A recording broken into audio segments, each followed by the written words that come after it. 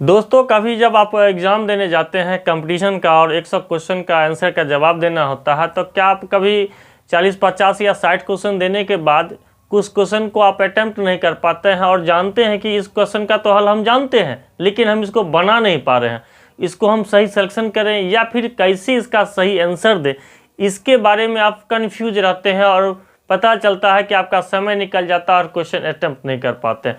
तो इस वीडियो में आपको यही कन्फ्यूजन के बारे में बताया जाएगा कि आप कन्फ्यूजन दूर करके किस तरह सही तरीके से आप उसका सही हल दे पाइए। जिसको आप हिंदी में पढ़ते हैं लेकिन इंग्लिश में उसका देता है, कभी इंग्लिश में पढ़ते हैं तो हिंदी में देता है, कभी आप देखते होंगे कि कुछ ऑप्शन में कुछ भिन्नता होती है। तो इसके बारे में हम आपको इस वीडियो में बताने वाले हैं और जब तक वीडियो को शुरू करें तब तक वीडियो को लाइक और सब्सक्राइब जरूर कीजिएगा, शेयर भी कीजिएगा, जिससे अन्य लोगों को भी इसकी जानकारी मिल सके।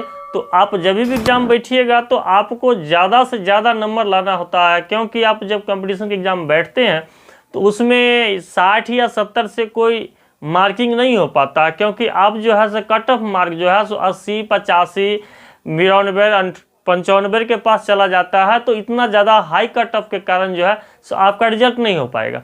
तो आप जब भी 65 या 70 अटेम्प्ट कर जाते हैं तो उसके बाद आपको कुछ न कुछ तो आता ही है। तो इसमें हम आपको कुछ ट्रिक बताने वाले हैं जिसका आप सही उपयोग कीजिएगा तो आप कुछ न कुछ नंबर और ऐड कर लीजिएगा, बशर्ते आपको जो है सो वो ट्रिक अप्लाई करना आना चाहिए। तो चलिए पहला ट्रिक हम यूज करके बताते हैं कि शरीर की सबसे बड़ी हड्डी को फीमर कहते हैं, यानी शरीर की जो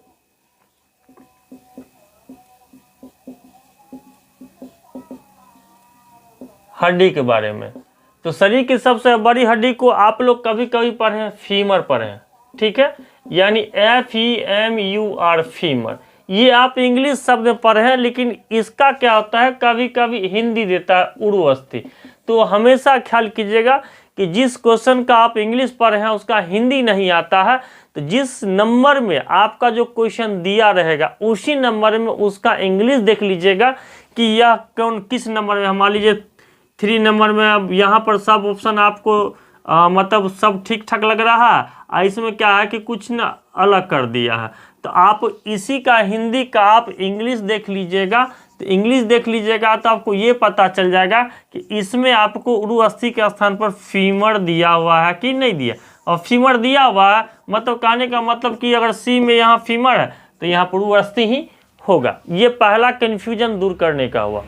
दूसरा कन्फ्यूजन दूर करने का क्या हुआ कि जब आप देखते होंगे कि एग्ज़ाम में पूछता है कि भारत की क्षेत्रफल की दृष्टि से सबसे बड़ा राज्य कौन सा है, आप तो कन्फ्यूजन हो जाइएगा, भाई उत्तर प्रदेश है, राजस्थान है, केरल है, हरियाणा है। तो एक बात तो जान लीजिए कि उसमें आपको 2 क्वेश्चन तो आपको हटाना ही होता है। आप जान लीजिए, मान लीजिए कि आपको जो है सिर्फ केरल और हरियाणा ये दोनों हटा दिए, आपके पास 2 ऑप्शन बचते हैं। तो जब 2 ऑप्शन बचते हैं तो 2 ऑप्शन के कारण आप उत्तर प्रदेश और राजस्थान इसमें कन्फ्यूजन आते हैं। तो आप हमेशा याद रखिएगा कि जब आप 2 ऑप्शन हटा देते हैं तो 2 ऑप्शन के कारण जो है आप जो है सो दूसरा मार सकते हैं आराम से। तो इस प्रकार कन्फ्यूजन जो है सो आपका 2 ऑप्शन में 2 ऑप्शन हटाने का मिल गया। तो 2 क्वेश्चन तो आपका यहाँ क्लियर हो गया। अब तीसरा क्वेश्चन क्या आता है कि जब भी आप न्यूमेरिकल टाइप का क्वेश्चन बनाते हैं, न्यूमेरिकल टाइप का बनाते हैं कि प्लासी का युद्ध कब हुआ। मान लीजिए आपको पूछता है प्लासी का युद्ध कब हुआ। अब हो सकता है कि इसमें दे 1857, B 1957, C 1757, या फिर मान लीजिए कि 24 अक्टूबर 1757 डेट दे दे कुछ, और डी मान लीजिए कि यहाँ पर आपको दे दे 1902। तो आप इसमें देखिएगा कि आपको कुछ ना कुछ इसमें अंतर आएगा कि आपका सारा क्वेश्चन जो है सो 1, 2, 3, 4 में आपको ये क्वेश्चन थोड़ा सा लेंदी आएगा। तो आप हमेशा देखिएगा कि डेट फैक्टर में आपको कुछ न कुछ अंतर जरूर रहेगा। तो जिस अंतर को आप देखिएगा उस अंतर को आपको टिक मारना हर हाल में है। ये हो गया आपका तीसरा, यानी आपको डेट फैक्टर में इस तरह आपको आंसर का देना है। आप जो है सो भली भांति तैयारी कीजिए और यह ट्रिक जो है सिर्फ जीके जीएस साइंस के लिए और जो कन्फ्यूजन है उसके लिए है। बाद बाकी मैथ को आपको खुद बनाना पड़ेगा। बाद बाकी जो है सो आप तैयारी कीजिए अच्छी तरह से और आप अच्छे नंबर से पास कीजिए, यही हम लोग की कामना है। और यह वीडियो कैसा लगा लाइक शेयर सब्सक्राइब जरूर कीजिएगा और कमेंट भी लिखिएगा। तब तक के लिए धन्यवाद।